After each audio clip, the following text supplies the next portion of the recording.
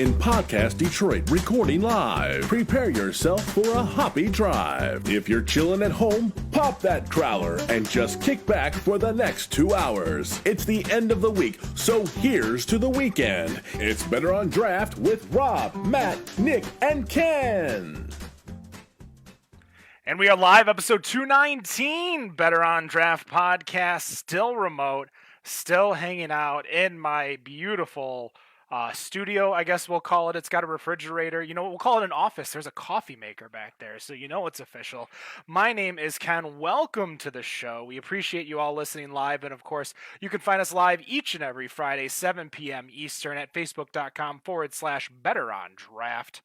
With that in mind, I am going to welcome my panel of hosts, starting with to my, I guess, visually on the right on the video that you're watching. Wendy, how you doing? What's going on? And what are you drinking? Oh, I am fantastic right now and apparently feeling a little unladylike because I am doing the International Women's Day collaboration from Eastern Market and Brewery Faison. It's a lavender honey lemon wit beer and it is delicious. EMBC? And that was with Faison. Where who was distributing that? Was it both of them? Brewery Faison. Okay, cool. Hopefully they're doing all right over there in the Detroit area. Definitely off the beaten path for sure. So we're hoping they're doing well. Is that how was your week? Did you do anything new and exciting? Are you still employed? I am still employed. There we go. Unfortunately, nothing new and exciting. My grandma did get to go out today, out and about, so she was pretty excited. She might be taking a nap in the other room right now, or she could be watching TV. Who knows? Did she like the beer that you let her try yesterday, the orange creamsicle, the last week? Sorry. She said it tasted like really bad orange juice. But that's high praise for her when it comes to beer. So I'm working her in there just a little bit. What's her go-to beer? She does not drink beer at all. Okay. I still go on. I can get her to have some Baileys every now and then, but other than that, she is like, nope, don't like the beer. I definitely understand that. I've told the story a few times, but the one time I gave my grandfather a craft beer, it was a Ghetto Blaster from Michigan, Motor City Brewing Works. And I definitely had to go run and get him something else right after that because he was not a fan at all. I did see it though, which was really interesting. Has anybody seen Guns Akimbo yet? The Daniel Radcliffe movie? No. He is, honest to God, I'm looking at it at the beginning of the movie, and I'm like, man, those bottles look so familiar. He's drinking Nut Brown and Ghetto Blaster from Motor City Brewing Works. Oh, no kidding. On this giant movie. Well, for some random reason in my head, I recall some pop culture knowledge. Daniel Radcliffe is dating or was dating someone in Flint. So I'm guessing that's where he got the idea for Michigan beer. I'm guessing he's probably been there before. But it was just really interesting because it's not really the biggest brewery in the state. It's not a Bell's or Founders or, Never mind in Detroit. New Holland. Yeah, well, and the movie wasn't out of Detroit either. I don't think it was made in Detroit. No. Very, very good movie to say the least. But under Wendy in the video, we have Dan. How's it going? Hey, what's going on? How was the weather over there? Oh, it's beautiful. Sorry, I know I say it every week, but it's pretty nice. It's nice how today. Is it? 110, 120? No, it's like 98 and clear skies and beautiful out right now. It's perfect weather. Man. And everything. Our stay-at-home order is completely done as of today. Everything's reopened. There's nothing holding anything back now. So yeah, we'll people definitely are everywhere. Yeah, we'll come back to you on that one because obviously we want to hear a little bit more about the feeling of the industry, you personally. But let's kind of keep going through. Well, what are you drinking? I'm pulling a Nick again. So I'm double fisting. That's what that means. I knew you'd get a kick out of it. I'm drinking one of Rob's favorite breweries. I got a KBS that was sitting in the fridge open for a couple of days. A drink of that. Sorry, it was Rob's leaving the show. that one right there. And then I'm drinking from Great Divide a Claymore Scottish Ale. Great beer. One of the best Scottish ales I've ever had. Nice. If you can try it, it's definitely worth it. Dude. All right. Well, Rob, What you got for me, Rob? What you drinking over there? I know what brewery he's not drinking. Damn 15th State Breakfast Stout from Charlotte Street. I'm not messing with that. What? Well, see, Dan, the 15th state of the Union was Kentucky. That's amazing that you just pulled that out. He's a trivia host. He has to have that kind of knowledge. Right. Mr. Squawk Alive over here. Yes, and speaking of, as far as working, still working, doing the day job from home and trying to keep these semi trucks on the road, and by nights doing the virtual trivia hosting with Spork Live, and doing generally 2 shows a week. Still have my Monday at 8, Wednesday at 7 shows, writing questions like mad, and we're still here in the house, still surviving. I'm here, wife's here, and somehow, some way, the 4 kids are still alive because we haven't killed them yet. So they're managing, and by managing I mean they are staying away from me right now. But right now, what I am drinking, as I made a stop in picking up pizza today, because apparently it is National Pizza Day of some sort. So I went and picked up some local pizza. But before that, I stopped at one of our local spots near us in Ferndale at Brooks Brewing, and picked up some Methuselah. But as I was saying before we started the show, that they didn't write Methuselah on all of the cans, and really what they wrote on all of the cans was meth. So I have cans of meth, but it's not meth, it's Methuselah. But by the can, I have meth. I'm also, in a moment, I will be pulling a Nick and double fisting as soon as I open this sucker. From Ferndale Project, I have Unconditional Love, which is their Rosé Goza. And we're going to give this sucker a shot. Goza style ale brewed with hibiscus, rose hips, and pink Himalayan sea salt. So that might actually be, with the pink Himalayan sea salt, that might actually be keto friendly, Ken. I mean, probably not, but I obviously, as you saw, I have my, I don't know how it was, but every time I'm drinking, because I'm looking at you guys on this screen over here, but drinking the Truly, and it like perfectly matches up. So you can obviously tell this was very intentful. We are not sponsored by Truly. Yes. I'm currently, I got a Leroy Brown Ale from Rochester Mills. Because I'm already finished with the Truly, and I also got another Leroy Brown Ale from Rochester Mills. So as you guys can tell, I'll be drinking more browns today. Nick, your background looks different. I can't tell. Is that a new hat?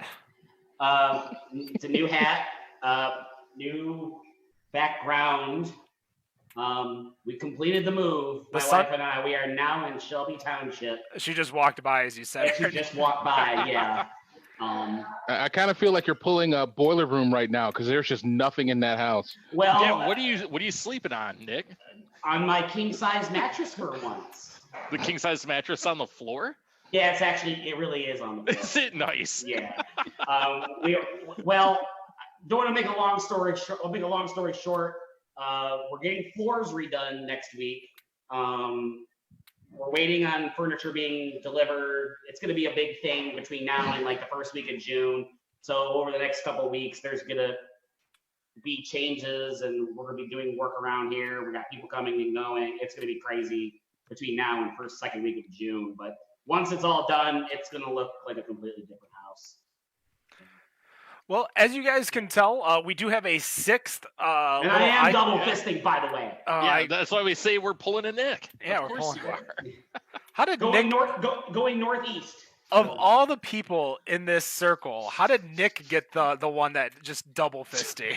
Because he said, doing my usual a couple of weeks ago, and now it just stuck. I have been doing that for months. But you said it that one time, and now it's stuck. So now it's always a thing. Well, hey, now I'm known as the double fist guy on Better on Draft. So, at least it's on Better on Draft and not somewhere else. As opposed to that short guy that Matt Bush likes to do. Well, Anyway. as I was mentioning, we do have a little 6 icon, so we kind of decided to step back. We're like, hey, this show's going good. We'd love to get back into the normalcy of Better on Draft, and what is Better on Draft without usually a guest. So we were reached out by this lovely couple right up here, and why don't you guys introduce yourselves, tell us what you're drinking, and talk to us about what's on your T-shirts. You got it. My name's Russ, and this is Jan. Hi. Cheers, everyone. Salute. Cheers. And I am fortunate enough tonight to be drinking an Astral Phantom from Supernatural. It's our local brewery here in Livonia.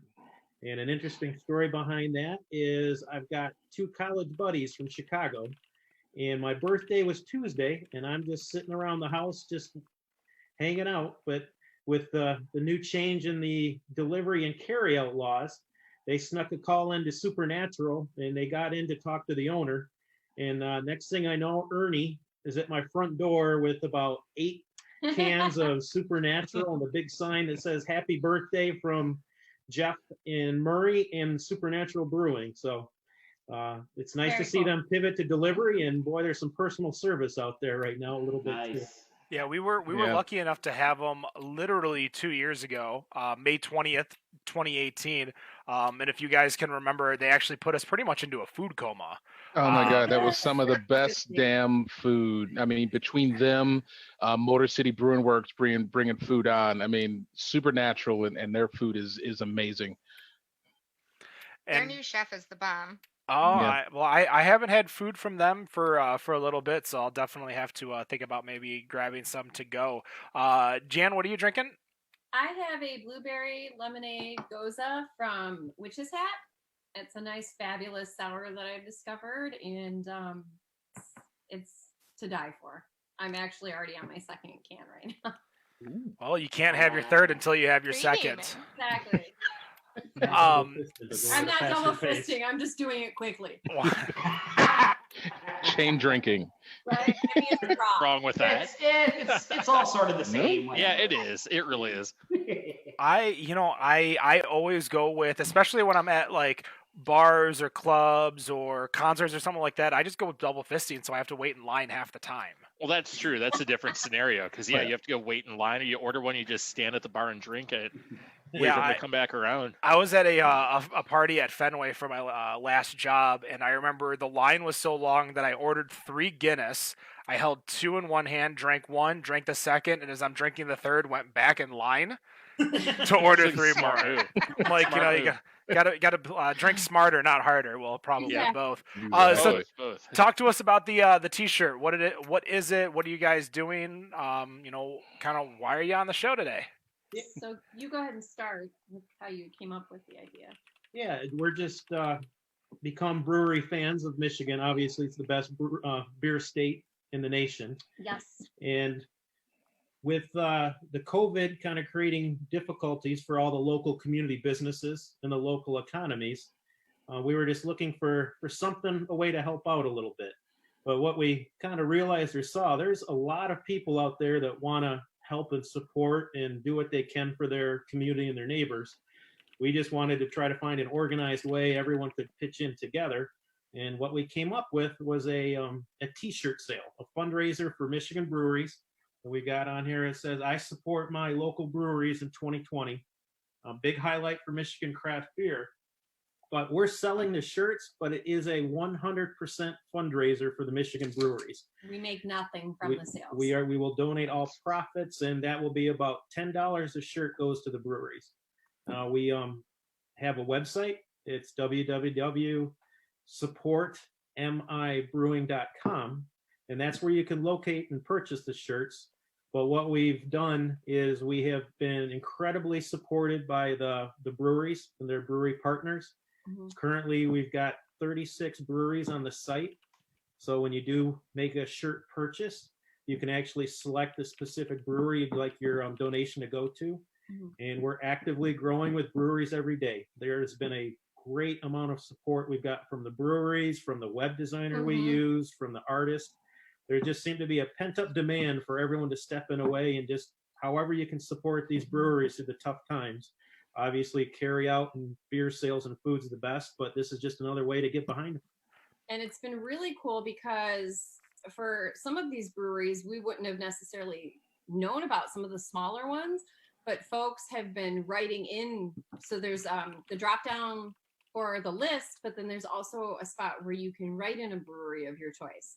So, for example, River St. Joe on the other side of the state, we had someone contact us who doesn't live far from us at all, but I don't know if they have family or they've just visited the other side of the state. So we were able to reach out to them, and they've become a partner on our list as well. It was launched 2 weeks ago today, actually this afternoon, and we've already sold over 300 t-shirts. So yeah. Wow. Total grassroots thing. It's truly being operated out of our front room in our house. And Nice. we're going to the local post office with, 6, 7, 8 giant sacks of packages every day just to make sure we can get them on the road. Yeah, hopefully you don't have a pain in the ass U.S. Postal Service employee who is upset that it might say brewing somewhere.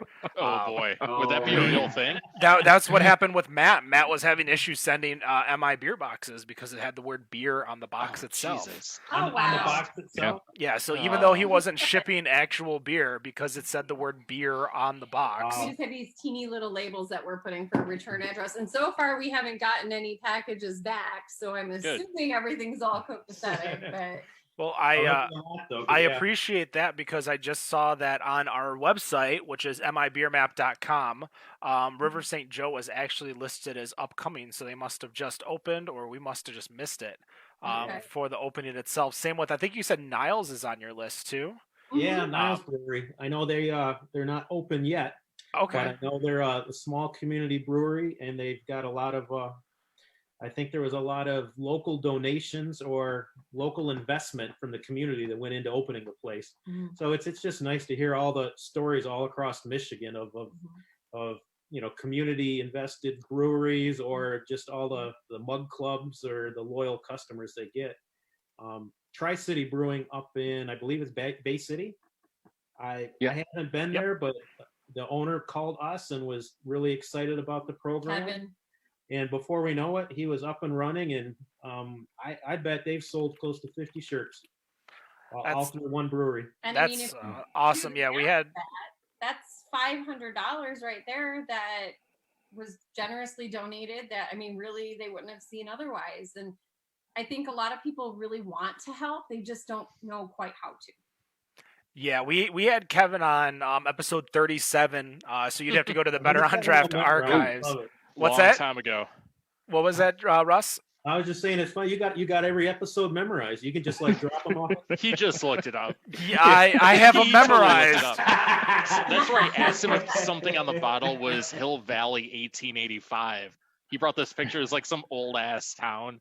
It looked like in the West. He's like, no, that's Midland or wherever they're at. I don't even remember that, but I'm laughing because of that. That's my only memory of that show. Some of those shows, that was the Dragon Slayer, I think it was, which was their barrel aged version. Oh my god, that was so good, but so heavy. Every time I run into that beer, I buy it because it is so difficult to find places that they distribute to where you can actually find it. And like one of the places that I always find it would be Steve's out in Hamtramck, and like there between there was like another place that I saw, but it was like the majority of times I saw it was always at Steve's. You know, who should probably get it is the Tuna Liquor over in Rochester Hills, They just south probably of should. that 59 on Rochester Road. I'm sure Jack probably has it, but just wanted to throw that little drop in there. Nice. So what? I'm always curious how people. What is your play when you go to a brewery? Do you go straight for a flight? Do you go for a pint of your favorite? Like, you walk into a new brewery, what is your, what's your go-to? We usually try a flight first. We each get our own flight because we're a little greedy that way. And then typically, you find your one or two favorites out of the flight, and we'll usually end up having another pint or so. It's very rare that we don't go home with either some cans or a howler or a growler, as our basement would reveal. We do have plans for all of that, but it's cool to be able to discover all of these places that really aren't that far from our home. You know, I think a lot of folks get kind of stuck in the rut, or they just find the local watering hole and they stay there. But, you know, admittedly, before we got together, I was not a huge craft beer drinker at all. I drank mostly wine. And then Russ just kind of introduced me to what good beer is, craft beer. And so we just had a lot of fun visiting all these different craft breweries throughout Michigan. I mean, when we visit family up in, you know, Torch Lake, we always bop over to Traverse City, or we'll head over to Shorts. Or, you know, this past winter when we were kind of having some crummy weather, we decided on the spur of the moment to go over to Kalamazoo overnight and hit a few small breweries there. So it's just really cool to see how everybody does things slightly different yet in the same industry. What is your favorite brewery that you've gone to in the state? Like, I can go with that one just because it's a sentimental favorite of mine for a long time, and it's not necessarily small anymore. Oh yeah, I but know what you're saying. I knew it when it was a very small operation. So Shorts Brewing up in Bel Air. Oh, great place. Joe showed. I think it was one of those first people that would say, I can brew. I can go out there on the edge and brew some stuff that I have no idea if people would like. That's our Nick, dog. is that your dog? Special guest. So yeah, for me it would be Shorts. I really like drafting table. I mean, actually, honestly, we haven't been to one that I don't like, but the staff at drafting table is just super friendly. There's a specific waitress there. I got to give her a shout out. Her name is Sandra. Super friendly. She's just very personable, and you know, she just really really makes you feel like you're a part of things without being like over pushy or overselling, if that makes sense. Yeah. So, yeah. Makes sense. So they're pretty cool there. Plus they have the Orange Bruleus. They have the orange bruleus that he loves. They have a raspberry tardy slip that I love. So I get my sours in there. What about you guys? What's your go-to when you go to a brewery? Like, what is your play? Honestly, for me, Is that about everyone Yeah, else? yeah, everyone else. Yeah, they So- already answered that question. So I'll start. Mine's always a stout, whatever stout, browns, porters they have on tap, because I really don't like anything lighter than that. True. So He ain't wrong. I've been to a few breweries, very disappointing. Why do you have 19 IPAs and no stouts? Oh, You had a that's- white stout, like Fair. 19 IPAs and a white stout. And it's like, and I'll be seeing you later. So, but yeah, anything they're darker beers. Everyone seems to do a barrel-aged stout, barrel-aged porter, a brown, something like that. So that's my Have you ever go-to, at walked out least. of a brewery before, Dan, because they didn't have any Yeah. dark beer? Really? Yeah, actually, there's one really close to where I live here, called Wilderness. They have all kinds of saisons, they have all kinds of IPAs, and they have a white stout. That's actually who I was making fun of without saying it just now. But yeah, they have. Well, nothing cat's out of the bag now. Yeah, they're not going to hear it anyways. It doesn't matter. But yeah, it's like, all right, you got nothing of value to drink. Not everyone wants to drink an IPA in the wintertime. So have fun. We'll go back to that question. Has anybody else ever walked out of a brewery before due to lack of choices, or? yeah. To choices? Or I've not stayed, but I've never left without trying something. Okay. Yes. I- That's more accurate. I'm Same way. probably. No, go ahead, Nick. No, I was just saying, I'm with Wendy. I'm the same way. I try something, Mhm. even if it's just one thing, and then just Mhm. take off. Yeah. I've done that plenty of times. Yeah, I'm trying to think. I've probably only walked out of one brewery without having anything, but that was completely intentional. But outside of that, So you showed up on purpose and then left? Is that? well, I showed up on purpose because at the time I was a member and I had a mug there. So I went to go. Ah, So I went to go get my mug and I Oh, checked, da-da-da-da-da, and I was out. Oh boy. I said, "Here's my card. Give me my mug. Peace out," and I left. Okay. So other than that, I mean, pretty much every brewery that I've been into, I've tried something, and I'm pretty much along the same lines as Dan. I'm going for the darker beers and actually some of the heavier beers because that's just the stuff that I like. I am just sick and tired of IPAs, and there's just like so many that are out there. Yeah. And there's a few that I will go to. Maine Beer Co.'s Lunch. I mean, it's a great IPA. Oh my god, I was like completely lost it in my head. I can't remember what Drafting Tables is. They Resolute, I think. Resolute. Which is another good one. But there's just not a whole lot that are out there that I'm going in and looking at the menu and you're like, all right, you know what, I'm going to try your IPAs. No, I want the stouts. I want something that's going to be kind of uncommon, like with Brooks and them making an old ale. I mean, this is pretty damn good. And I've told them before when I had it in there was that this could really compete with Better Half from Is that good? Charlotte Street. Yes, it is that good. It is that good. And there's not a lot of places that will make some of the uncommon things that that will just kind of come out on a menu or like, oh, you know what? I've never heard of anything like that before. I'm gonna just try it and see what happens because I want to have that adventure because it's just like you said. There's 30 IPAs. How many damn IPAs do we need? In regards to a brewery, I've only walked out of one brewery, and this is going to be blasphemy for half the people that listen, but I walked out of Half Acre. You don't like Half Acre? No, I don't. There was nothing that I wanted on their menu. It was all out of every single beer that was on there. It was a pale ale, and the last one was, I think the option was like a Kolsch, and I'm like out of all the times I've been drinking, like I just was not in the mood for a Kolsch. That's all they had? Yeah, What's really funny is that's one of my go-to styles to try out a brewery. Well, I will fully admit that was brewery number 7 or 8 that week day. Definitely day. Day. I was doing Maltz Row over in Chicago, and that was near the end of it. And I walked in and I went to their carryout store and bought a bunch of stuff for people that wanted stuff at home, but there was nothing that I wanted on that menu. So I went to Luminaldi's and then went to my hotel. I've definitely not ordered from bars that have had craft beer or beer selections that I just wasn't in the mood for. Because there are times where you go out and you're like, I want some type of, like a stout or a brown or something dark, and you see Bud Light as the only, or Coors Light's the only option that you would drink, and you're like, hey, you know what? I'm not even in the mood for a Coors Light.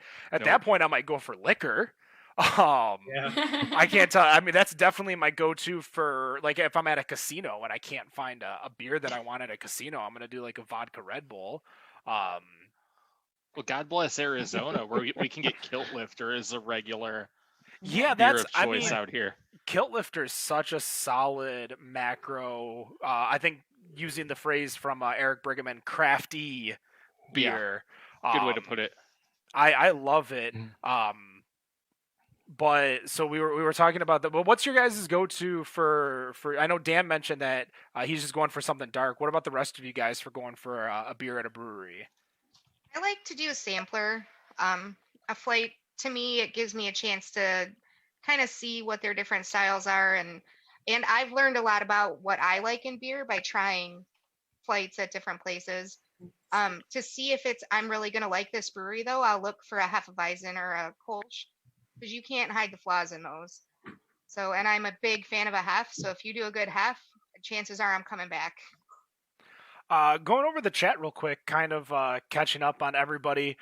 Deborah's asking who Tagger brews. Well, Russ and Jan Tagger brew. I have a handful. I typically do it because I know it kind of supports the brewery a little bit, as well as when I was doing my last job traveling around the state. It was nice to kind of say, see where I've been without having to necessarily keep a diary. Obviously, using the mibeermap.com, I was able to find a lot of great places. You guys were mentioning, going up to Torch Lake, and there are so many over in that like South Petoskey area that I think just a lot of people miss. Like Burnt Marshmallow is probably one of my favorites, but one of our partners. Jan, you mentioned as a wine fan, Mackinac Trail is one you need to go check the next time you're up in that area, because they have a huge wine selection and an okay beer selection. But it's got a little bit something for everyone. Still going through the chat. Matthew says a barrel-aged beer says a lot about a brewery. Oh, I disagree about that one. You don't I think mean so? no, because a place can make a barrel aged beer, but I always feel like barrel aged beers can have a level of inconsistency, and it's like they can turn out great or they can turn out shitty. But your base beers, unfortunately your IPAs, your browns, your Hefeweizens, your Berliner Weisses, those, like, if those are the ones that you are consistently making, that those should be the basis of whether you consider them being a good brewery. I think going with a barrel aged I think it just kind of goes too far. Obviously, it's like I would want it because it's going to be like 10 to 12%. I'll mess with it, but I do want to kind of mess around with some of the lighter stuff too. And I don't want to. It's like going to a Chinese restaurant and basing them just on their General Tso's. I think there's been some barrel ages. That almond boneless chicken. like. Right. You base a Chinese restaurant on almond boneless chicken. You don't do it on General Tso's because the spicy could be too spicy. And it's like, well, what the hell is this? I don't know. I don't know. Russ, what were you saying? I was just gonna kind of agree with the point. I feel like some breweries can do a really good barrel aged stout or something. Others, I feel, is just a competition to see who can draw in a customer to say, I've got a beverage that's 11% alcohol. Mm-hmm. I'll say this: I can say that you're probably a bad brewery if you can't make a good barrel aged stout or you can't make a good barrel aged beer. But I don't know if it's necessarily the opposite for good. So maybe that's what Matthew was going for. It says a lot about how bad a brew, because I mean, you could hide so much in a barrel. You could add so many adjuncts. You can do so many things with that beer to make it what you want, whatever it may be, whether it's on purpose or accident. Going back to the conversation about leaving, Bill Carney says, I think leaving without purchase would kind of be rude.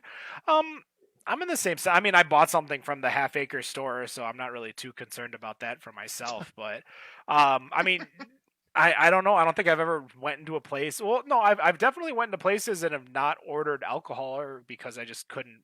I didn't want anything, and I wasn't in the mood for a soda. I think it just kind of depends on the time of day. Matt Bush says you base a Mexican restaurant on its nachos. Bullshit. Bullshit. You do not. That, Matthew. You base them on their enchiladas. Deborah was actually the founder of Tagger Brew, and she says thank He's you. Awesome. Karen Delzato Adair says, can you suggest any good beers to drink on a boat? As long as you're not driving, whatever you like, because whatever you like is a good beer. That's true. Whose slogan is that, Rob? I believe that might be close to the slogan of North Center Brewing. And where are they in Northville? They're located in Northville, Michigan. They haven't moved yet, right? No. So they have not. Liberty Street in Plymouth has an awesome selection too. I have to give them a shout out. I tell you what, Liberty Street is by far the sneakiest, best brewery in the state, and I will go on record for saying that. That's one of our.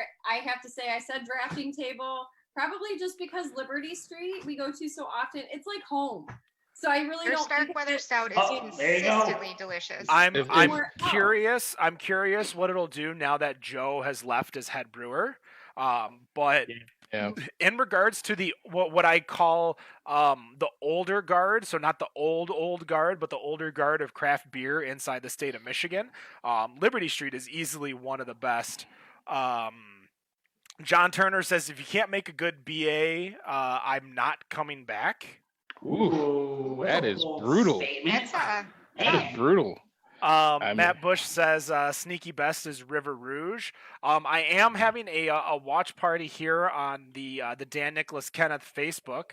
And Jeff Smith said that he has walked out of a temporary brewery in St. Clair Shores. So I'm guessing we can guess which shipwreck that was. What is a temporary brewery? I'm sure that hit an iceberg. So Go back to Man. the boat question. we'll go back in a second. I'm going to ask answer Jan's question. A temporary brewery is a brewery that was open for about 6 months. Okay. And did not survive. There was a lot of problems there, and I don't think they could get out of their way. Is I think their biggest problem. So beer on a boat, Wendy. So last week I tried that Big Lakes tropical ale. It was fantastic. Low cal, light. It was nice and fruity. It would be perfect on a boat. It made me want to be on a boat. That's all. Write that down. Big Lake tropical ale. Thank you. Oh, I think good for you on that one. With the advent of carryout, I think we're going to see a lot more breweries start doing carryout and to go, whether it's investing in a can machine or a crowler machine or something like that. And it's easy for the breweries that are on the east side because the east side breweries, you're catering to that St. Clair Shores crowd. Baffin needs cans. Dragon Mead needs cans. These breweries need some type of canning Jamex. so that Jamex, yeah. Copper Hop, they need cans so that you can drink while you're on a boat because that's the group that they're going to cater to. Jeff Smith also says the 32 IPAs is the right number of IPAs. No, that's terrible. That's a whole. That's 32. I'm gonna agree with that. That's horrible. And actually, real quick, just kind of on top of that, I mean, not only have the breweries have been needing all of that stuff, but some of the restaurants have been kind of pulling some of that stuff as well. Jan, just you said that that Liberty Street is home, then somewhat in a one day a week we're kind of next door neighbors because Herman's is where I host trivia. Oh yes. Yeah, and we met our first date. Oh, Sorry. nice. Throw that out there. So with them, they've actually been doing quite a bit, and shout out to Johnny over there who's been doing 6-packs, and just like any beer that he can get, he's doing these. He's coming up with what he calls a J-pack, and it's a 6-pack of just beers for like kind of a sampler for you to take home. Awesome. He's actually doing one. I think it starts next week where. Bell's actually contacted him and said, "Hey, we're trying to start. We're trying to push out Incessant, which is their I think it's their double hazy IPA. Not sure if it's I know it's a hazy. I'm not sure if it's a double. But they contacted him to try and help push that, and so he came up with this 6-pack to throw in one of those cans, and he's putting in also a Bell's Vanilla Black Note, which I know a lot of people have been trying to get a hold of." And anybody who wants to get one of those 6-packs can definitely get it. But it's very interesting to see, even from the restaurant side, to see them really trying to obviously try and keep their business up and obviously pushing out the food, but for a place that doesn't even brew their own beer to try and come up with these new ideas on how to push beer and local beer out to the customers that are out there. We're going to be taking a quick break soon. Obviously, if you guys are watching the video, above everyone's heads, it says www.supportmibrewing.com. That's how you guys can go buy a shirt. Somebody mentioned, so Stephen Mott, who is the bar manager and front of the house manager for Brown Iron over in Washington Township, former sponsor of us here at Better on Draft, is saying that there is a growler shortage, and that is going to be rough. If that is true, to say the least. I know a lot of people, obviously, we aren't recycling glass growlers in the sense of reusing them, because nobody wants to fill a growler that you own. I was gonna say Brooks is doing it. There's a few breweries that are taking the growlers back so they can sanitize them later. Oh, Yeah. okay, like an exchange So program. like Canton Brewing, when I go to get my beer there, I can drop off my growler and then just pick up a new one. Okay. Interesting. Do they allow you to drop off any growler, or does it have to be a Canton growler? I didn't ask him that just because I had some Canton growlers to give him back. I feel like that'd be a lot of fun for a brewery to be able to See like where a growler And- ends up. Downy yeah. leave a Downey growler, is take a actually- growler. going to let you return your growlers, and they will give you a pint of beer for the return of their growler. Wow, nice. Oh, that's wow. pretty generous.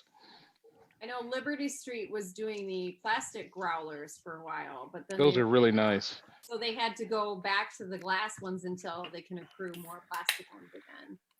They are nice. I actually got to see the some of the people that made plastic growlers over at the Michigan Brewers Conference last year in 2019. But one of the issues, and I kind of have to, a little bit agree with Nick the brewer over here, and that's plastic as opposed to glass. That's kind of it's not necessarily the best vessel for getting beer. Now, if you're for specific reasons, you're going on a boat or you're drinking it right away, sure, no problem, whatever. A vessel is a vessel. As long as you keep it cold, you're okay. But if you're keeping like glass growlers, damn. I'm not even that drunk yet, guys. Keep drinking, man. I had to work till 6:30 today. Terrible. I know, right? So I'm not too big of a fan of the plastic growlers. But Russ and Jan, you guys are welcome to stay for segment 2 as we kind of talk about news, and you can give us your opinions on news. If not, obviously they will not be on the screen when we come back, but that's going to do it. www.supportmibrewing.com. You guys are on Facebook too, right? Support Michigan or Support MI Brewing. We are. Support MI Brewing. Twitter, Instagram, I bought anywhere mine else. during the show. Aw, thank you, Wendy. I bought one too. Awesome. Thanks, guys. I'll grab my wallet right now. Yeah. I was gonna say, making us feel like assholes, guys. Yeah, sorry. That's, yeah. To some of us who are a So little distracted. bigger. It was just because I was, trying to make a You and me in purchase. glass. We'll fix that. All right, so we're gonna have everyone mute your microphones, and I will set up the music. We will be right back with the Better on Draft podcast.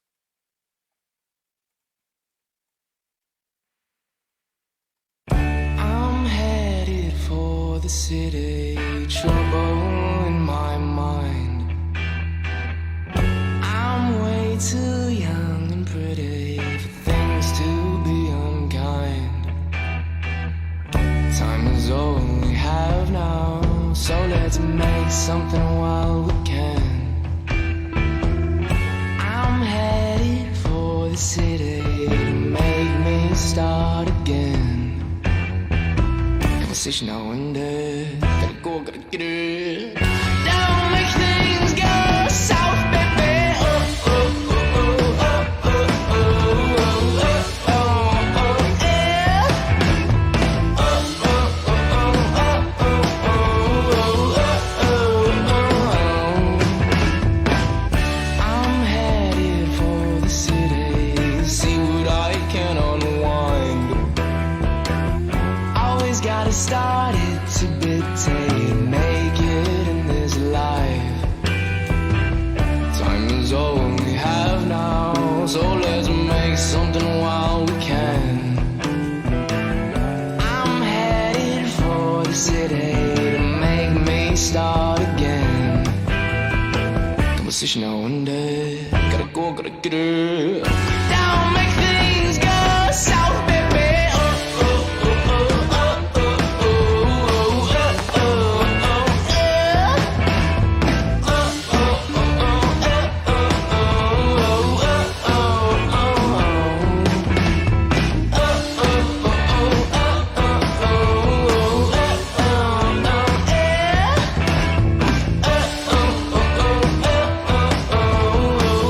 oh, oh, oh.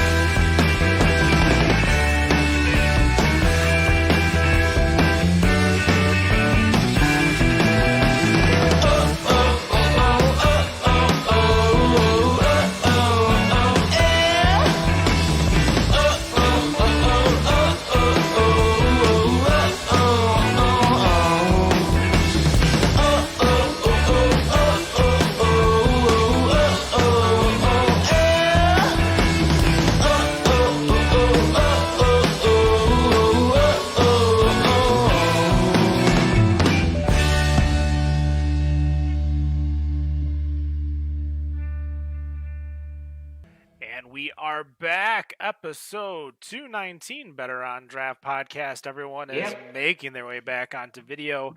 Don't worry, though, I haven't even swapped it to the video. There we are. Nick, double fisting. You know what, Nick? What are you drinking? Why don't you just tell us? What's segment 2 for you? I'm sticking with my Northeast theme. I had the Harpoon earlier, and they bought a company when my wife and I visited there called UFO. They bought their brand and started brewing their beer. So we got their fall sampler pack, and it's all wheat beers. So I have the white wheat last segment. I got their pineapple and their raspberry wheat now. So and I'm gonna have to probably crack open that. What's that, Wendy? I love that pineapple one. I haven't had it yet. I'll let you know how this is. Sounds amazing. Oh, that's really good. I'm a big fan of Harpoon. I did the tour when I was there too, and they were a lot of fun. And they take you back into a room in the middle of their tour, and they let you sample as many samples as you can drink in like the 20 or 30 minutes that you're there. Oh boy. And it was so much fun. We tried all kinds of stuff that I never thought I would try that I ended up loving. Which one did you go to when you visited them? They have 2 sites. It's right on. I don't know exactly where it is. Because we went to the one in Vermont, which is not their main one. No, in Boston. Okay, yeah, we went to the one in Vermont, which is everything closes at like 8:00 up there, except the one brewery in town was open like an hour past that. So we went there. It was literally in the middle of nowhere, and it's just. It was really cool because we did the Sam Adams tour. Morning. Yep. And that's a fantastic tour. I highly suggest doing that if you go to Boston. Yep. And then we did the Harpoon tour later, and they have a few jabs that they make at each other. It's pretty fun. Because little known fact, Harpoon actually has license #1 for breweries in the state of Boston, in the state of Massachusetts. I mean, if you ask someone from Boston, they probably think they're their own state. Right, probably. Sure. But and it just had to do with laws changing after the breweries were started. But wow, food for thought. Trivia. I wouldn't have guessed. So segment 2, I killed a Leroy Brown. I'm on my second Leroy Brown, and up next is a Leroy Brown. So Jeez, a lot of variety really in my drinking. life. There. Yeah, well, I had a 4-pack. I was curious. Somebody mentioned Kool-Aid Man, and I was wondering what the hell they were talking about in the chat. Now that I see, Rob, what do you got poured in that glass? It looks like a strawberry vanilla or a strawberry banana smoothie. It looks like Kool-Aid Man. It does look like it was perfect like Kool-Aid Man. Coming straight through your cameras. where did you get that, Rob? Because I've been looking at it for a couple weeks now. I want it. So I got this as well as Old Dirty Bastard because Wu-Tang is for the children. So I got them both. I got them through a site called Pour Character, and it's POUR Character. And they've got everything from Kool-Aid Man. They got Kool-Aid Man, Old Dirty Bastard, Tupac, Biggie. They've got a couple like Super Mario themed glasses. There's a few that they have, and that's amazing. What's this called, Rob? Pour what? Pour Character. I need one in my life. And this was actually my replacement because with these being vinyl stickers, they're not dishwasher safe, and I did not know that. So the second time that I washed it, one of the eyebrows and the smile was gone. So then for me, instead of being Kool-Aid Man, I turned it into Kool-Aid Meh. Because it was just like, yeah, he doesn't care about this beer. And then not than him. If it was just the one eyebrow, that would have been funny. Yeah, and it was really good with the one eyebrow, and then I screwed up, and then all of a sudden the smile was gone. So So that happened, and then I had to get the replacement for ODB because that glass ended up getting broken. So a few, I'm starting to realize that when you have kids, that you need to make sure that you and you alone are the one that cleans your beer and drinking glasses, because Same thing when you have a grandma. the dishes will pile up, and the dishes piling up will just be sitting on top of your glassware, and it will get shattered. But as far as what I'm drinking, I cracked open the Unconditional Love. This is the Goza brewed with hibiscus, rose hips, and pink Himalayan sea salt. This is really good. I'm also now switched over to kind of the harder stuff, which is what's in the Old Dirty Bastard glass, which I believe this is what Bill Carney has said that he would pretty much literally kill for, is Lonely Warrior God, I love that Gin, stuff. which Yeah, is I've got unreal. like a quarter of a bottle left, so that got put away because I was drinking it so fast. You guys in your gin. I mean, that was a gin that you actually didn't hate. Was it? I don't Yeah. remember. I literally, it was about as bad as me liking an IPA. How shocked I was! I was like, "What Wow. the fuck, Dan?" Okay. It might have been that barrel aged fermented topping sauce that Nick gave us too that changed your palate a little bit that day. I still got 2 bottles left of that. Yeah, it could be. I I bought forgot 3 about bottles. that. I, You're right, we did try that, and it yeah. wasn't that bad. I remember I have a bottle of that topping sauce, so I've been adding it to pizza and a few other things. So it's very, very good. You definitely get the fermentation taste. Like you can definitely taste it for sure, but it is not hot at all. So I'm drinking Leroy. Dan, are you still on your 2 beers, your initial beers? I still have the Claymore, but I just cracked open, formerly of Arizona, now of Chicago, Sleepy Dog Brewery Wet Nose Stout. It's a peanut butter stout. Interesting. More chocolate than peanut butter, but it's pretty good. It's a good go-to. What about you guys, Russ and Jan? What are you drinking? I'm still with my blueberry lemonade Goza from Witch's Hat, brewed with blueberries, lemon zest, and apparently salt. I don't taste the salt. I actually just ordered dinner from them too, so it's on, or I'm sorry, dinner from Supernatural's on its way. Oh, nice. Oh, what'd you get? I got the pulled pork sandwich because you cannot go wrong with that. What did you get? I've got a chorizo burger that's supposed to be spicy, and then I know we got some wings coming too. So Our good. son I'm likes a big this. fan of their Cuban. Oh, Yes, he's yeah, had that. Delicious. And their Yeah. chicken sandwiches to die for. yeah. Ooh, let's try that. And then this segment, I've got to start with just a crushable beer from Loaded Dice Brewery. We got a little bit of the check the turn Fantastic. going. They say every beer is a crushable beer if you just try hard enough. It's true. I'm right. It's true. I've heard I'm about that to before. crack open a plum cider from Hillsdale Brewing. They've got some Ooh, really good stuff. that sounds delicious. Wait, plum? Did I hear that? Yeah, I actually like some of the hard ciders too, which some of our friends are giving me a lot of guff about because they go to breweries and try the hard ciders instead of beer. But Hillsdale actually has one that's plum based, and it is really good. It's very smooth. It's not super duper sweet, but it's not sour either. So it's kind of, Interesting. if you're not really like into the cherry ones, sometimes get a little too sweet. This is just really smooth. It's kind of middle of ground. Okay. Well, I love plum wine when I go for sushi, so You'd like it. You'd like it for sure. I mean, what's wrong with ciders? Because I mean, there's something for everybody, and exactly. there's people like to and complain. I guess people like to complain, but it's just kind of thinking about a lot of the places that have the variety, where you can have the beer, your Yeah. cider, even sometimes your mead or wine or spirits that, not everybody is going to be able to drink the same thing. I mean, maybe at some point miraculously that my wife actually starts drinking alcohol. I doubt it, but if it ever gets to that point, I know she's not going to like beer. And I want to be able to go to a place that's going to have beer and like something that she wants as well. And, to knock on cider, especially when there's so many good ones that are out there. I mean, hell, you just go to Blake's. I mean, and Blake's is making some beer too. They're not making a whole lot, but to have that variety, to go to a place where you can get something you want and somebody you're with can get something that they want, that it's just, as long as it's something that's enjoyable. Exactly. And that's why, like, we went to Meckley's a few weeks ago, out in Cement City near Jerome and Jackson. And they have some amazing cider. They've got wines there. They've got, was it that where you got the peanut butter stout, peanut butter chocolate stout?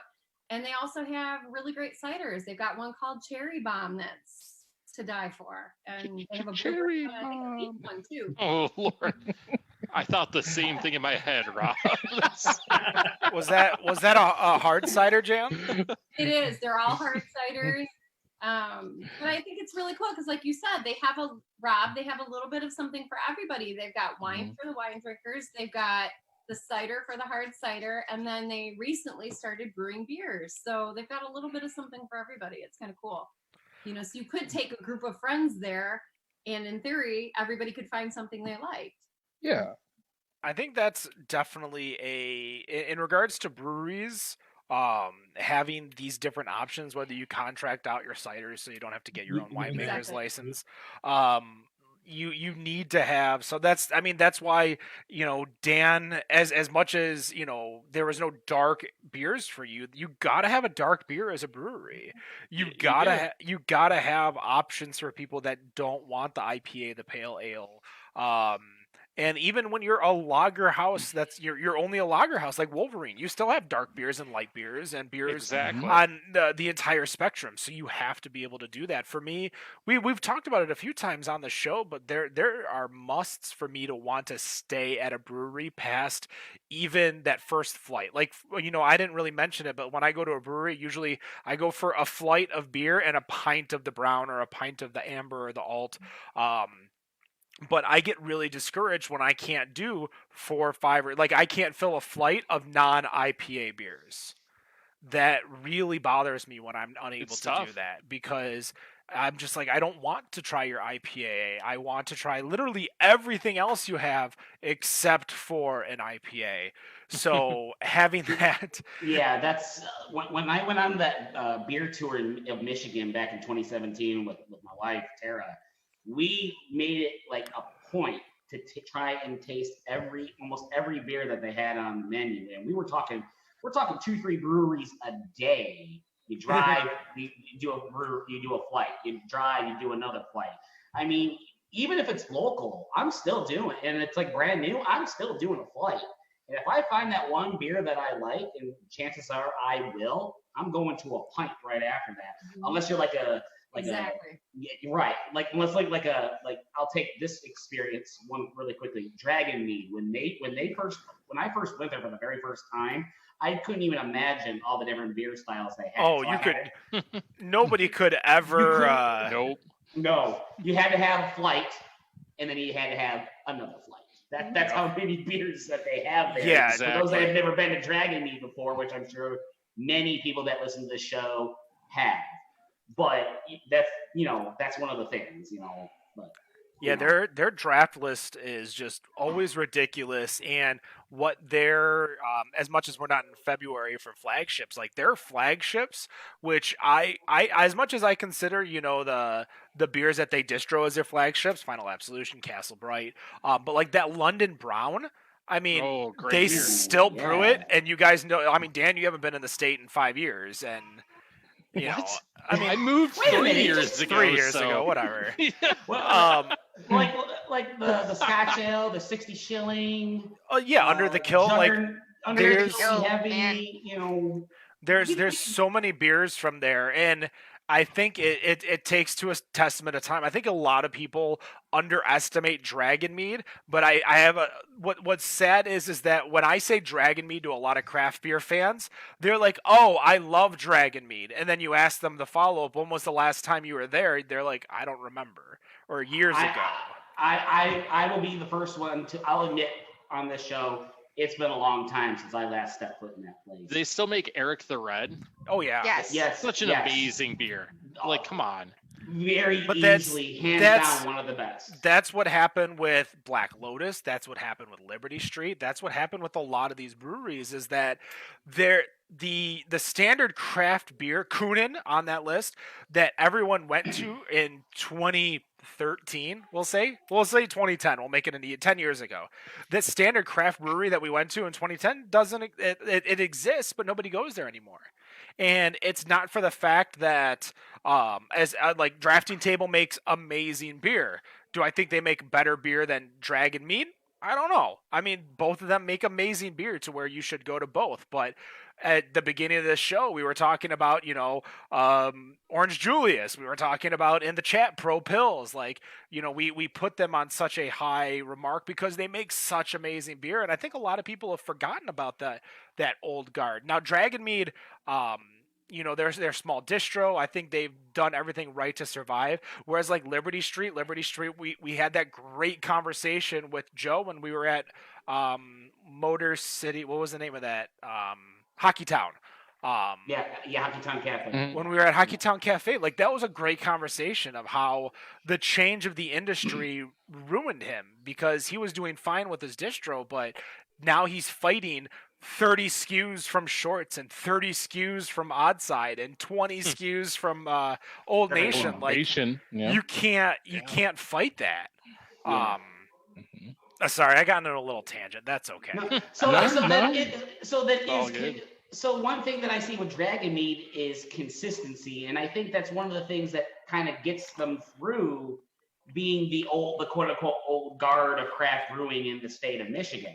When was the time that you gone to get like Final Absolution and then come back 6 to 8 months later, have the same beer and said it tastes just as good as the previous time? And I think that's probably one of the reasons why we talk highly of these old guard breweries like Dragon Mead and like Coonan. And there's a couple out there that still are out there that have been able to. Go ahead, Ken. I was going to say, I'm going to throw one out there that not a lot of people talk about, and even past Dragon Mead and Coonan that have been here for a while, and that's Sherwood. Yes. Sherwood. Yeah. Oh my God. Such amazing food, amazing beer. Oh, that pull apart jalapeno cheese bread or whatever. I wonder if they. I think I'm not sure if they still have that. I'm in the township now. I gotta figure that out. I was gonna say you can get that stuff to go. You live over there. I can. It's like right down the street for me. But well, as I was gonna say is that there's a lot of those that even going back to some of the beer fests that we've covered, and definitely shout out to Ben/Ed, who has come up with our 20 beer, our list of 20 beers to drink at a beer fest, and us getting shots because we're recommending these beers that are basically their flagships that nobody drinks, and because it's like everybody wants the new hotness and everybody forgets about the good stuff that was out there that they enjoyed, and it's just like, well, we're just gonna go to something else because I've already had this. It's already in my untapped list. I don't need to have it again. I'll end this point because I want to kind of bring in Russ and Jan with a question. But gotta bring them in. Yeah, Kyle Vandeventer said it best over at Griffin Claw. He says, if I'm given the opportunity to give someone their very first Mr. Blue Sky experience, I want to take it. And that is why these breweries bring those flagship beers to those beer festivals, because not everyone is listening to Better on Draft or would care what we say. Many people don't anyways. We're just a struggling podcast. Oh, gee. Bingo square. That'll never end. But Russ and Jan, my question to you guys, and this is kind of in the same ballpark, because I want to bring it up in the news article. Have you guys been drinking more or less since shelter at home has started? More. Yeah. That is definitely a lot more. I think part of it too is because we're not able to go out and do the Saturday night to go to a couple different places. Like I said to you before the podcast, in the beginning of this, we didn't know where we'd be able to get to or who would still be open or selling. So we kind of got a little stockpile of cans in the basement. But thankfully, a lot of places still, I know, right, Nick? Yeah. In fact, some of our friends in Chicago are really envious of our stash, but we've also been able to go to some of the local places around here and get the crowlers and the growlers. So we're kind of supplementing. And by no means do we need to set up a GoFundMe for our livers yet, but we are, I find myself, oh, hey, it's this evening and it doesn't matter what day it is. So I'm just going to have one. or 2, or you know what I mean? It's not Or 5. like it is Yeah. a work week, I guess. I mean, I did. partly I phrase it as like, this is like, let's go out and like add to the stockpile to support all the breweries that are Yeah. in Michigan. Exactly. But then once you got this big stockpile, you just can't let it sit there. So then it's like, you Gotta know, drink it. Right. I can't let it go to Gotta waste. drink it. You know, the ones that have to go in my fridge, they have to disappear so I can put the new ones in. my fridge. Exactly. Exactly. You know? Right? Thank you, Ascension. Please start making beers that I can put in the cellar. I've done my best to. I haven't bought beer in a little bit. I've been drinking a lot of the stockpile because I every time that the shelter at home gets extended a couple weeks, I usually go out to the store and I'm like, all right, here's let's get everything I need for the next 2 weeks just so I can get it. Don't have to worry about it. So I just get all the liquor. So we've been buying a lot more basic like whiskeys and vodkas for mixed drinks because we have plenty of like drink it, sip it, drink it by itself whiskeys. But if I'm mixing Vernors with a whiskey, I don't want to fucking mix a $30 or $40 bottle of whiskey with Vernors. No, I'm not gonna waste Why it. not? Hey Ken, I got a bunch of Seagram 7 for you. Do you want some? I mean, I'll do some 7 and 7s. Let's go. I'm Why about don't to say you- I started unpacking all the liquor, from our wedding and all that. We still got Seagram 7, and as soon as I saw it, I'm like, oh, Ken really likes this stuff. So. I mean, I wouldn't go as far as like it, but I'll drink it with some type of mixer. That's for sure. Okay, maybe if I don't drink it by between now and the quarantine being over with, I'll give you some of my Seagram 7. Well, the reason I brought that up in regards to if you guys are drinking more or less is that obviously, and I think we all kind of figured this would be a typical thing, craft beer, independent craft beer for off-premise sales is up 17%. Obviously, on-premise is down 99%. Yeah. But My goodness. off-premise is up 17% in the period that ended May 2nd.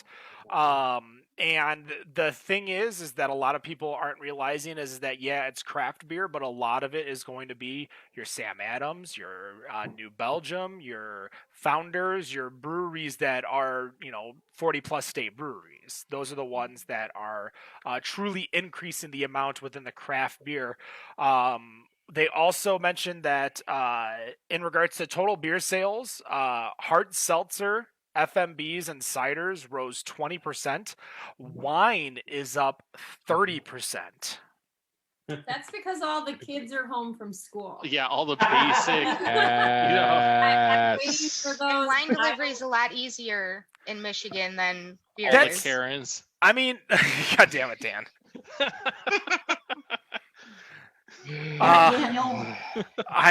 I feel my godmother, who was the one that asked the question about the boat, is named Karen. Now,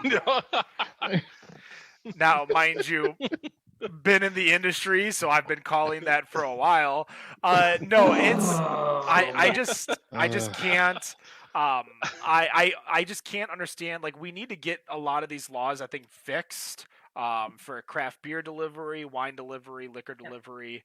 I understand the hardship that falls into it, because the hardship obviously is making sure that a 21-year-old can purchase or is purchasing or is accepting the delivery. Yeah. Because I don't think the USPS or Amazon has they have like a signature, but I don't think they can verify the person receiving it. Somebody can correct me if I'm wrong in the chat. But I don't think you can verify the person receiving it as 21 and up as a USPS, UPS, FedEx. I mean, it just seems like they're not going to do it because, I mean, the only people who are, I guess you could say, legally delivering beer, by package is Tavor. And, their whole point I still is haven't figured out how they can do it's it just- legally in Michigan. I mean, no, I still can't figure that either. But, it says it right on the front of the box that this is alcohol, and the person who is taking this package from you must be 21 years of age or older. And, for everybody else, obviously with USPS or UPS or FedEx, it's still relatively illegal for them to even be shipping it, let alone, checking to make sure that somebody has the correct age Here's to be my able thing, though. to accept it. All of them have services where signature is required. Yeah. Why can I not check your ID when they get that signature? It's just they don't want to take the extra 5 minutes to do it. Is really I don't know what if it it's comes the down to. time as much as the liability. Mhm. So Amazon Prime now will deliver beer out here in 2 hours for you. Wow. We have another one called GoPuff that'll deliver it too. They take your ID and take a picture of it in their app is what they do. I mean, you've And- got Drizzly too. We have Drizzly Right. too. Drizzly, they'll leave it at your door. I don't know how that works. I've never ordered through it, but those other ones, you have to answer the door and they'll take a picture of your ID and then they'll give you the stuff. So it's out there. Well, I think Michigan 16-year-old just Wendy has- would have figured out how to make Drizzly deliver to her neighbor so she could go pick it up off their doorstep. Yeah, that works too. Now, I don't know the difference in regards to liability prices and everything like that. Like for me, now that I have a new job, I decided to celebrate, and because I have a house now, I can smoke, in my Smoke weed? backyard. Oh yeah, me, the giant weed smoker. Smoke weed every day. No, I can buy cigars. So I bought two boxes of cigars for the rest of the year, and I'm excited to have them. But I just realized that there is no proof on this website that I'm over 18.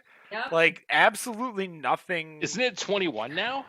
But you Did- can't did even. they Oh raise yeah, the in age? Michigan, I Yeah. didn't. Holy And shit, you I can't didn't even look at a brewery website without telling them you're 21, Don't But buy that's them the thing, cigars let yet. alone buy. Yeah. I've been saying I'm over 18 since I was 12. Just You've been click saying yes. you're over I mean, there's- 21 since you were 16. Well, so. that's true. Yeah.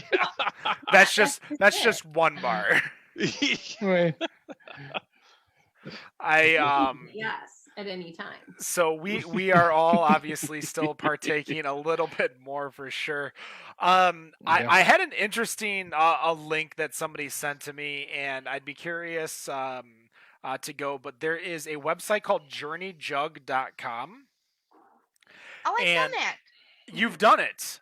Yes, the divas have a jug. I'm not Okay. sure who has it right now. Okay. Journeyjug.com. So the Journey Jug gives you a 5-digit tracking number to track the history of the jug. So I'm So it's like Wait, kind of what? like the "Where's my dollar" type thing. Yeah, Is you this can like follow here where comes it's the been, COVID or where and the you, COVID I check sent it you? in. I mean the 2020 version is yes. Every I jug spit- has I a s- story. I spit in this yours. jug and then I sent it somewhere. Well, you're gonna give it to people that you trust. Oh, you don't just mail it off into. No, you give it to Oh. somebody. So you fill Oh. the jug and then you hand it off to somebody else who drinks the beer and then goes and has it filled at a different brewery, checks in that they filled it at a different brewery and gives it to somebody else. That's cool. It is really cool. It's really cool. I'm not sure where it is. I know that I was horrible at it. I forgot to check stuff in. I tried checking it in I can't even remember where I was. It was somewhere on the west side of the state, and I checked it into Alaska, which it was like 2 years before I went to Alaska. So, but it Why does Nick sound like what's his name who won Money in the Otis? Money in the Bank right now. Little That's steaks and great. legs. I just need to do the worm, right? Yeah. No, he does the caterpillar. Caterpillar. Oh, Do your jeez. share, Nick. Do it. No, I get hurt. You're going to So, call me 911. Before we call it a show, we take our final break and we go to the game. There's one thing I kind of want to ask you guys' opinion on. So obviously, Jan, you could tell Russ when he comes back. I see probably playing with the dog. Yeah, our dog's getting antsy, so she had to. What is your guys' opinions on virtual craft beer festivals? See, Rob's opinion. this is difficult. I think just because it's so weird hosting virtual trivia that it's like there's so many elements that are there and so many that you want to be there that aren't. Like when I'm in Herman's and I'm hosting trivia, I've got all these teams in front of me. I've got people who are playing, enjoying music, reacting to questions, talking to other teams, and just the camaraderie of the whole building, and just not having that because it's so different when you're doing it from your own home that it's just a group of people. And it's like when I host trivia and I send a team off to their breakout room in Zoom, I'm the only one who's just sitting here in Zoom, just twiddling my thumbs, maybe petting my cat, playing some Gap Band and drinking a beer while I'm just sitting here waiting for everybody to come back. You dropped a bomb on me. You're damn right. I mean, Great song. I could have went Earth, Wind, and Fire. I thought about it, but I mean, it's like you have everybody there and you're doing it virtually. I mean, if you break everybody up, then that's great. That everybody gets to kind of hang out with their friends and drink beer. But if you have everybody just in this whole room where everybody's trying to talk over each other, I mean, I just don't see it. I can't find any enjoyment in it. I'm 100% in agree with you, Rob. It's just, what's the point? You go to a beer fest for a couple different things. A, obviously the beer and the variety of the beer. Mm-hmm. B, you're there for the atmosphere, the music. I think 99% of a beer festival is the atmosphere. It is. Yeah. I think so. I mean, when we go and pour for Rope, the couple times that we've been so fortunate to be able to do that shit was amazing. It's like you're talking to people, trying to figure out, what's their beer. Talking to that's what part of the beer fest is all about, is talking with people that share this common interest of craft beer.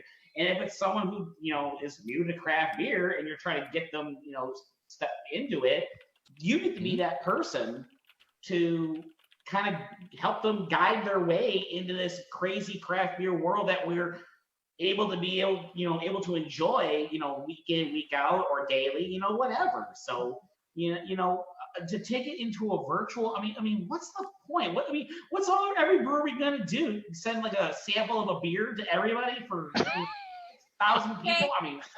You'll have it in your mail. It'll be listed as sample B2. Exactly. I've actually seen stuff like that going on. So to answer that, Nick, actually, because we just had a virtual beer fest out here. Okay. What the brewery did is they set up a special where you would buy 4 crowlers of beer for a really discounted rate. It was like 4 crowlers of beer for $18 for the beer they would normally have at this festival. And then everyone was drinking them on the virtual beer fest. Now, is this one brewery that did this? That was one brewery that did it. Okay. So this was normally a smaller beer fest. I think, in fact, when Eric was on here, he might have brought it up. It was like the day before that. But this brewery, they actually put these crawlers on like really big discount, and like everyone bought them and were drinking them during the virtual beer fest to talk about it. So that's one way to do that. Obviously, it's pretty hard to do that with multiple breweries. Yeah, like the summer beer fest, how many breweries? Right. But like if you're doing, go ahead. I'm sorry. Go ahead. The way these guys handled it was great. I thought it made it so you could get the beer. You weren't spending an arm and a leg. It was like $15 for all 4 of them, and they were like barrel aged beers. So it worked out to a pretty good deal. Yeah, I mean, I think if one brewery is doing it like as an event, I think that might work. But if you're doing it like Michigan Brewers Guild style, no. You're up a creek there. You got to. Yeah, you might as well just drink liquor at that point. I mean, it'd be like basically setting out breakout rooms for each brewery. I mean, if you took it to Dan, to where the virtual thing was working out there, was that you'd have to set out rooms for each brewery, and whatever brewery that you bought your beer from would be the group that you joined in order to do all of it. Yeah, exactly. Now, if it was only one brewery, the way we kind of talked about it, you think it'd be more attractive if that brewery actually had their brewers on to talk about the beer while you're sampling it? Because I know some people are talking about that. And they did. Yeah, of course. The brewers were on there. People like Eric from Tap.az was on there. So a lot of beer people were on there. That's good. And so, yeah, it was a fun time, but it's not the same. End of the day, I think you could pull off some type of beer release party like that, where the brewer can go through all 4 beers. Like if you had a happy hour where people can hop online and watch, like, say, Better on Draft interview. Let's use Eric from Rochester Mills. Eric from Rochester Mills. They're releasing the 12 Days of Milkshake Stout. Everyone got all 12, so we're gonna do a show talking about all 12. Or we'll do a 2-day special where we talk about 6 and 6 or something like that. Like, that wouldn't be a bad idea for a lot of these breweries who are looking for some extra marketing to sell it and then have a type of party where everyone can, in the chat, talk about that beer. Or they could talk about, their what they feel or something like that. Like, there's a lot of things that they can do with that. Like you just came up with the ideas for our next shows. Yeah. Canton Brewworks Not a did their bad idea. 5-year anniversary, and was it 5 years? I don't even remember now at this point. I think it was 5 for them, because Drafting Table just did, sort of their 4-year anniversary over there, and it still sucks to not have their party, but it doesn't suck that it got the mean vanilla bean. So I'm happy with that. So they just did their anniversary party online, and pretty much everybody that was on there had stopped and ordered beer beforehand so that we were drinking Canton beer while we were on there. And a lot of the people are regulars that knew each other, but the problem that I have with, like, the online festivals is when you have 20 or 30 people on a Zoom, you don't ever get an actual conversation in. Especially when they've been drinking a lot of beer. Right. I can't even do a family trivia night without being, like, basically having to mute everybody, and it's like, all right, everybody, you're muted. Question number 3, and just like and move on, because it's like they everybody wants to talk, and they want to have they want to have a conversation over everyone else, and yeah, I don't it like trying to understand the dynamics of it, and I could see it with a brewery getting it to work for just a brewery, but overall I think it's just really difficult to try and run something like that. Guys, that's gonna do it. We ran over. Oh boy, we screwed up, didn't we? That's okay. That's gonna do it. Support mibrewing.com. Go check it out. I got up to the point where it told me to pick a brewery, and then I panicked and I don't know what to pick yet. So I ordered my shirt during the first break. So yeah, make sure you buy your things, Burnt Marshmallow, because I can't buy from them right now. I buy a t-shirt and support them. I know. I did. That's what I did. Awesome. And I added ArcLight in there because they're not on there. I made the I went to the brewery and I got to meet the husband and wife that run Burnt Marshmallow, and I felt like such at home. Like, I'm like, oh, I'm like one of your kids. Like, I'm here and you guys are serving me beer, and it was such a that's the thing. It's the atmosphere. It is. The atmosphere means so much more than I think a lot of people think. I could have a shitty beer experience, but if you give me a good atmosphere and good service, I will give you easily another try. But I can have good beer and shitty service, and I'd be like, never again. Better on Draft podcast. That burnt marshmallow porter. The one with the actual burnt marshmallow on top. Yep. It was amazing. I loved it. Nice. That's going to do it for us. BetterOnDraft.com, Better on Draft on Facebook, Better on Draft on Twitter, Better on Draft on Instagram. Bod Podcast on Untapped. I swear we might update it here one day. One day. As well as the Instagram we need to update here. We'll talk about that later. Guys, we are going to stay on Facebook.com live, and we're going to be playing a game. You're welcome to stay, join us in the chat, join us in the audience. If not, we appreciate you listening. This is the end of the tour for the podcast part, and no matter what you think of your beer, we think it's... Did I tell you guys I was drinking a brown ale? As Nick holds up his double fisting. Is it Leroy Brown? It is Leroy Brown. Everyone's pulling a Nick. And you know what? As much as it's good as it can, it's Better on Draft. Have a good night. Peace. Cheers.